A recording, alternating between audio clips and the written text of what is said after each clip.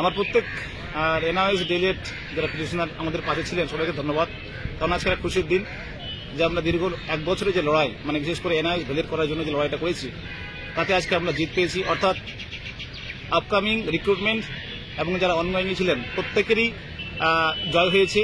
মানে আমরা সবাই ইন ফিউচারে যে রিক্রুটমেন্ট সেখানে বসতে পারবো, এবং আমরা যে অনগোয়িংয়ে ছিলাম, যারা যারা ডেট পাইপ ছিল, তারাও কিন্তু সেই অনগোয়িংয়ের ফায়দা পেতে যাচ্ছে।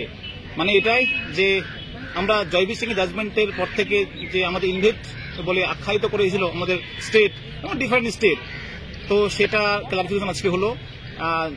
জাস্টিস বললেন যে এটা যেদিন থেকে জাজমেন্ট হয়েছে সেদিন থেকে ভ্যালিড। তার মানে আমরা যারা অনগোয়িং ছিলাম তারাও ভ্যালিড।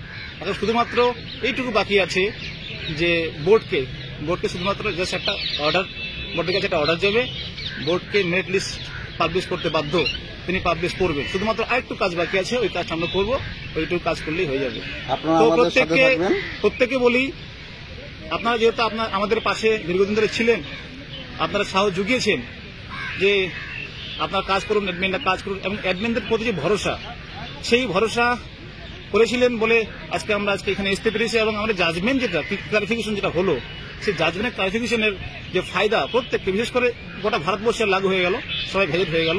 এখন আর কেউ বলতে পারবে না তুমি ইনভ্যালিড।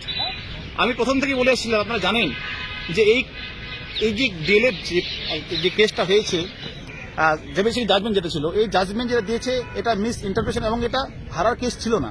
সেই সময় সঠিকভাবে বোঝানো হয়নি, সঠিক ইনফরমেশন দেওয়া হয়নি বলে সমস্যা ছিল। আর আমাদের কিছু আর নাম বলছি না এই মুহূর্তে, আজকে যেহেতু খুশির দিন, আজকে আমি বলছি নামগুলো। এটুকুই বলবো যে সেই সময় আমাদের কোঅপারেশন চাইনি। যদি আমাদের কোঅপারেশন নিত, তাহলে আমরা সঠিক তথ্য পেশ করে আমরা কি করতাম, সেখানে সঠিক লয়ার দিয়ে আমরা হিয়ারিংটা করাতে পারতাম। তো যাই হোক, আজকে এটুকুই বলবো যে আমরা আপকামিং যারা আছে সবাই তো ভ্যালিড হয়ে গেলাম। যারা অনগোয়িং বর্তমানে আছি, আমাদের অনগোয়িং এর প্রত্যেককে আমাদের আরেকটু লড়াই বাকি আছে, শুধুমাত্র মেরিট লিস্ট পাবলিশ করার যে লড়াই সেটা। তো যাই হোক, আমি আর দেবজিৎ দুজনে আমরা এসেছিলাম, আজকে সুপ্রিম কোর্টে আমরা আছি। আমি ডাইরেক্ট একবারে যে বেঞ্চ ছিল, মানে যে 2 নম্বর বেঞ্চ ছিল 2 নম্বর কোর্টে, সেই 2 নম্বর কোর্ট থেকে ডাইরেক্টলি ডিয়ার গাভাই যিনি যা কিছু বলেছে সব শুনেছি। তবে উত্তরাখণ্ড সরকার তারা চেষ্টা করেছিল যেটাকে যে কোনো আটকাতে, কিন্তু আটকাতে পারেনি। অবশেষে বিচারপতি একটা কথা বলছেন, না এটা ইন সার্ভিসের প্রোটেকশনের জন্য করা হয়েছিল। এবং তিনি এর আগে তো হিয়ারিং এ আমরা বুঝতে পেরেছিলাম হ্যাঁ প্রায় পজিটিভ দিকে আছে, আজকে সেটাতে সিলমোট পড়লো। যাই হোক, আমি অনেক কিছু বললাম, আমাদের দেবজ্যোতি আছে, দেবজ্যোতি কিছু বললো। আশা করি আপনারা সবাই চিন্তিত আছেন, এবং এ নিয়ে আমরাও খুব চিন্তিত ছিলাম সকাল থেকে,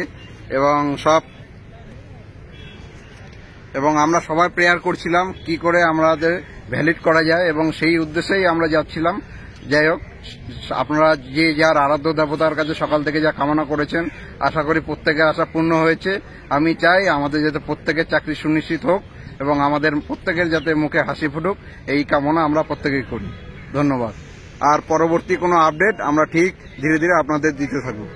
আমি প্রত্যেককে বলি, আমাদের পাশে আপনারা যেভাবে ছিলেন, আপনারা যেভাবে বিশ্বাস রেখেছেন, আপনারা আবার আমাদের পাশে থাকুন। কারণ আমাদের লড়াইটা অনগোয়িংদের বাকি আছে, সেই লড়াইটা আমাদের করতে হবে। তো এইটুকু সবাইকে বলবো। ধন্যবাদ প্রত্যেককে সহযোগিতার হাত বাড়িয়ে দেওয়ার জন্য।